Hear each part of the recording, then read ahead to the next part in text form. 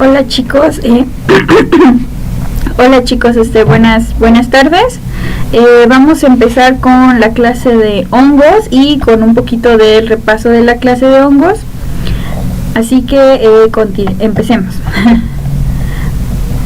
Bueno, en primer lugar tenemos a este grupo, ¿no? Es el reino fungi, como ya habíamos platicado anteriormente en clase. Y bueno, tenemos las diferencias estructurales, ¿no? Ok.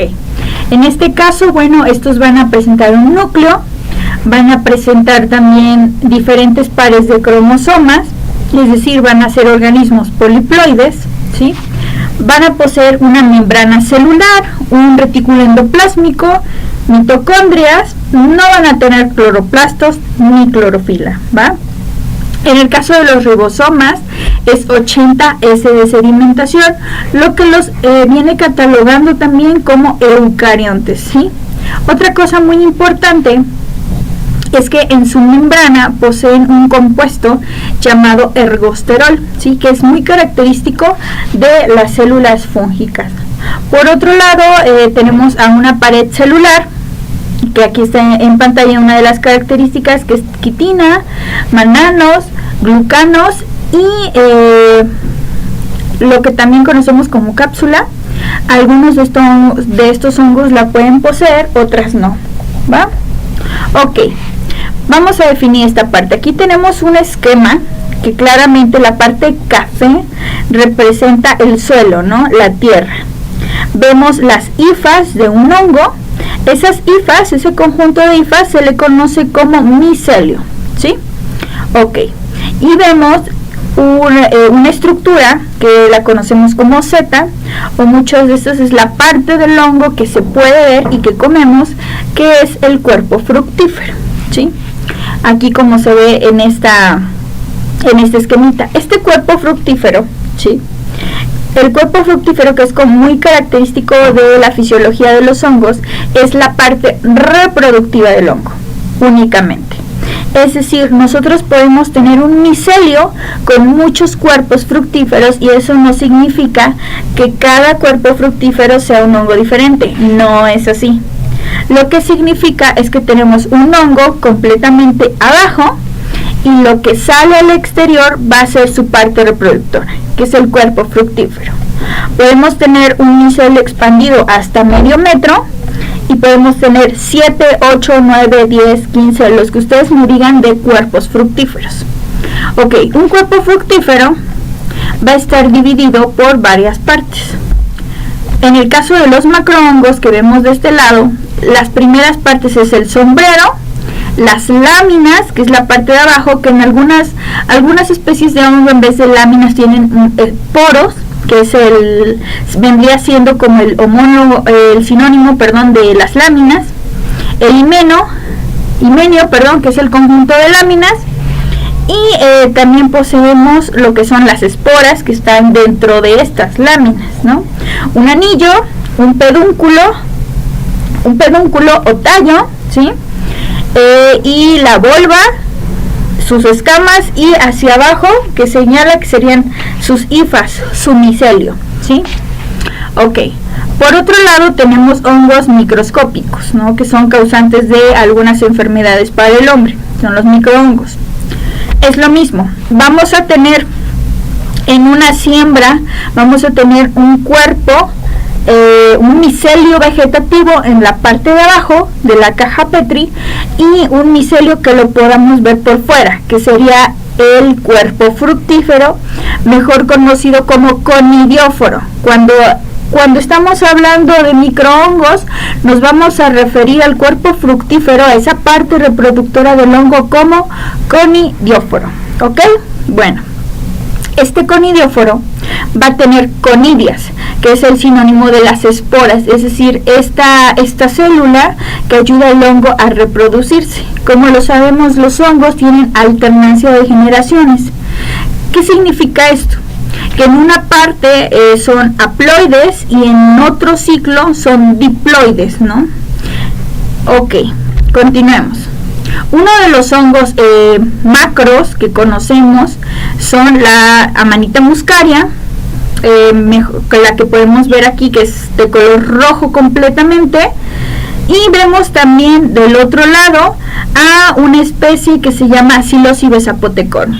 Bueno, ¿qué tienen estas dos especies en común? Aparte de ser macrohongos, que bueno, en el caso de la manita muscaria produce una sustancia que se llama muscarina, que es la causante de el envenenamiento por su consumo. Y por otro lado tenemos a la psilocibina con el Psilocybes zapotecorum, que bueno, es una característica, esta estructura, esta unidad de los hongos alucinógenos, ¿sí? La psilocibina genera procesos alucinógenos en nuestro cerebro, ¿sí? Ok, pasemos a lo que sería el cultivo in vitro. Obviamente tenemos tres medios que son los round aquí, es decir, tenemos el medio Saburó-dextrosagar, el Papá-dextrosagar y el Bill-Yagar. ¿Ok? Todos estos tres medios sirven para el cultivo in vitro de hongos, ya sea en muestras biológicas, en muestras alimenticias, en muestras de superficies inertes, etcétera, etcétera, etcétera. Ok. Vamos a repasar un poquito de lo que ya habíamos encargado de tarea, que es analizar la composición y el fundamento de estos agares. El primero es del agar Saburó glucosado, ¿no? Bueno, como ya les mencioné, sirven para la identificación de hongos, ¿no? Patógenos y saprofíticos, ¿no? En sí todos los hongos son saprofíticos, la mayoría, es decir, que se alimentan de materia en descomposición o de materia muerta, ¿sí? Ok, como fundamento tenemos que este agar principalmente tiene peptona, tripteína y glucosa, ¿no? Estas tres, la peptona, la tripteína y la glucosa, van a ser los nutrimentos necesarios, va a ser la comida de nuestro hongo para poder mantenerlo in vitro, ¿sí? Ahora, tiene un alto contenido en glucosa, ¿no? Lo cual le va a dar la energía suficiente al hongo. Otra cosa es, en este caso, en el medio de Saburón, es la presencia de cloranfenicol, ¿sí? El cloranfenicol y el pH ácido hace que no crezcan bacterias en este medio, ¿sí? Van a ser nuestros inhibidores, ¿sí? Ok. Estos inhibidores, ya sea el cloranfenicol y el pH ácido, van a impedir el desarrollo bacteriano. Y el agar, bueno, el agar únicamente es el agente solidificante, es decir, lo que nos va a dar la forma como de gelatina a nuestro medio, es decir, la dureza. Cabe mencionar que hay medios para cultivos de hongos in vitro que son líquidos y que funcionan exactamente igual, ¿ok? La ventaja de esto es que es más fácil tomar la cepa, es más fácil de manejar, es un cultivo más limpio, puedes aislar colonias, que más adelante en la clase de bacterias vamos a platicar de esto. Y bueno, esas son las ventajas de tener un medio sólido, ¿no? Para sembrar. Y bueno, aquí es muy importante mencionar que yo ya tengo todo esto, ¿no? Me faltan las condiciones de temperatura y las condiciones de tiempo, ¿no? Un hongo puede crecer en promedio más o menos de 5 a 7 días. Ya podemos tener hongos completamente bien formados, ¿no? En sí. Y bueno, la temperatura ideal en caso de hongos patológicos sería 37 grados Celsius, es decir, nuestra temperatura. Sigamos con el Papá-dextrosagar. Bueno, este medio de cultivo también es muy utilizado para hongos. Y bueno, en sí, este pequeño, ¿no? Tiene infusiones, no es un medio selectivo, es decir, me va a crecer aquí de todo. Tiene infusión de papa y glucosa que favorecen este desarrollo de hongos y de levaduras también, de hongos filamentosos y de levaduras, ¿sí? Y su agar es el agente solidificante, ¿no? Es diferencial en base a la producción de pigmentos por los microorganismos que crecen en el mismo. Puede lograrse un medio selectivo si el medio de cultivo, una vez esterilizado, se lleva a un pH final de 3.5 más 0.2 mediante el agregado de ácido tartárico. ¿Qué menciona aquí? El medio por sí solo no tiene agentes de inhibición bacterianos.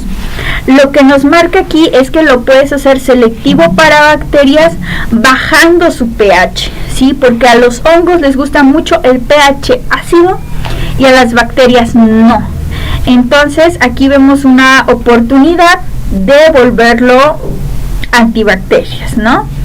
De evitar la contaminación por bacterias a nuestro cultivo de hongos.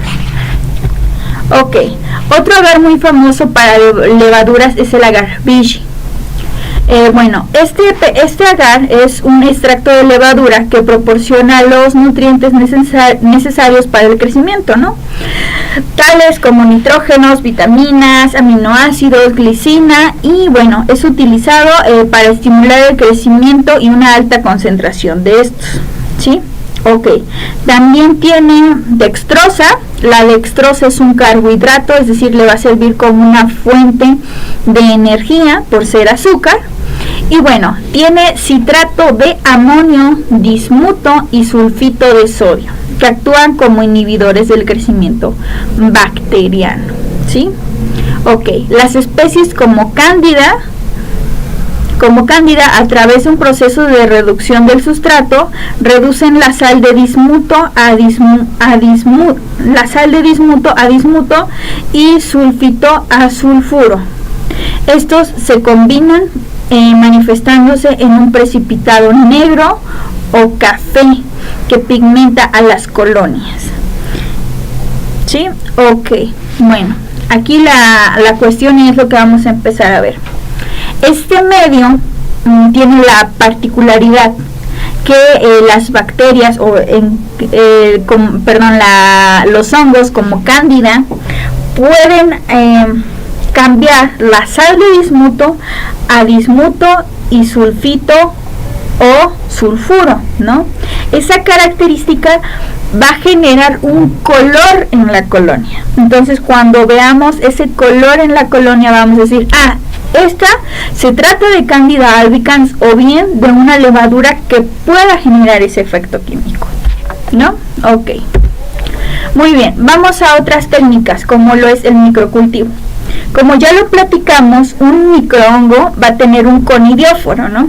Entonces, este conidióforo, muchas veces cuando lo arrastramos con el asa, es decir, yo tengo mi caja Petri y lo arrastro con mi asa para poderlo ver al microscopio, es muy difícil y muchas veces nos llevamos pedazos del conidióforo y no podemos identificar o ver la estructura así tal cual.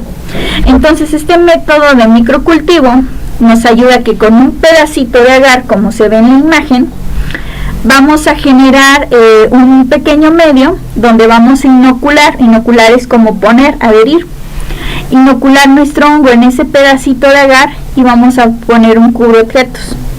Luego en una caja Petri vamos a poner una solución ya sea de glicina o de azúcar con agua, un portaobjetos, luego nuestro cuadrito de agar con el microhongo y obviamente encima el cubreobjetos, y ahí lo vamos a incubar, ¿sí? A 37 grados Celsius. Al pasar de las semanas vamos a tener que el hongo sigue creciendo, ¿no? Pero se va a ir poco a poco acabando los nutrientes de ese pequeño pedacito que nosotros tenemos y lo va a empezar a hacer más delgado. Cuando quede muy delgado, en ese cubreobjetos se van a quedar adheridos completamente al cristal esos conidióforos, lo que va a hacer principalmente que los podamos observar perfectamente al microscopio. ¿A través de qué? A través del colorante que ya les había mencionado, azul de algodón, ¿sí? O azul de lactofenol, que también se conoce. Bueno, es importantísimo para la tinción de hongos. Los que sigue vemos un ejemplo de levaduras, ¿no? Las levaduras son hongos unicelulares, casi siempre se ven de forma redonda en un microscopio y bueno, las colonias en agaves se ven cremosas, ¿sí? Ok, bueno, aquí en la primera foto, de donde dice Candida albicans, hacia abajo, vemos una foto de levaduras teñidas con Gram. Sí, también la tinción de Gram se puede usar para hongos. Un Gram en un hongo siempre va a ser morado, la tinción, ¿sí? Porque los hongos son Gram. Este tipo de Gram se tiñe como si fuera morado, un morado fuerte, ¿sí? Y se ven los hongos más grandes, ¿sí? Se ven aproximadamente de 5, 7, 8 micras, ¿sí? Unas 10 veces más grandes que una bacteria en promedio, así que es fácil distinguirlas de cuando estoy viendo un coco de Gram y cuando estoy viendo una levadura, ¿no? También porque los cocos son homogéneos, son circulares completamente. En cambio las levaduras tienen bordes, son redondas, pero no redondas uniformes, ¿no? Aquí abajo podemos ver cómo algunas levaduras también pueden empezar a soltar hifas, ¿no? Y eso lo pueden hacer en ciertas condiciones bajo laboratorio o bien en el cuerpo humano. Por eso, por ejemplo, Candida albicans es uno de las principales levaduras patógenas del ser humano, ¿no? Causa en su mayoría infecciones vaginales y a bebés les da el famoso algodoncillo, como comúnmente se le llama, que es una infección en la boca, ¿sí? Ok, bueno, tenemos otra que es Rhodoptula mucilaginosa. Su característica principal es el color, ¿no? Mientras en otras especies de levaduras vemos colores café, blancos, Rhodoptula es completamente naranja, por los carotenoides que tienen sus colonias, ¿no? Por otro lado tenemos Saccharomyces cerevisiae. Esta Saccharomyces cerevisiae es la levadura que se usa en los procesos de producción de cerveza, ¿sí? Es decir, no todas las levaduras son patógenas y son malas, ¿no? Por ejemplo, aquí Rhodoptula mucilaginosa es patógena más de organismos como plantas, ¿no? Pero es oportunista, es decir, incluso Candida albicans es oportunista. ¿A qué me refiero con oportunista? Si tus defensas bajan, estas levaduras te pueden atacar fácilmente. Y lo mismo pasa con los hongos filamentosos que vamos a ver aquí a continuación. Aquí vemos 4 imágenes. ¿Sí? La primera, la que se ve como unas especies de árboles, la que está en la primera esquina del lado izquierdo es Penicillium, ¿sí? De ahí se sacó la famosa penicilina. Luego a su lado, al lado de Penicillium, tenemos a Curbularia. Este es un hongo muy común en perros, gatos y demás. También puede infectar personas. Y bueno, tenemos a Fusarium, abajo de Curbularia. Tenemos a Fusarium. Fusarium tiene varias especies. Tiene especies que infecta al humano y tiene especies que infecta a plantas, ¿no? Como un ejemplo, Fusarium oxysporum. Fusarium oxysporum principalmente infecta a plantas como la vainilla, ¿no?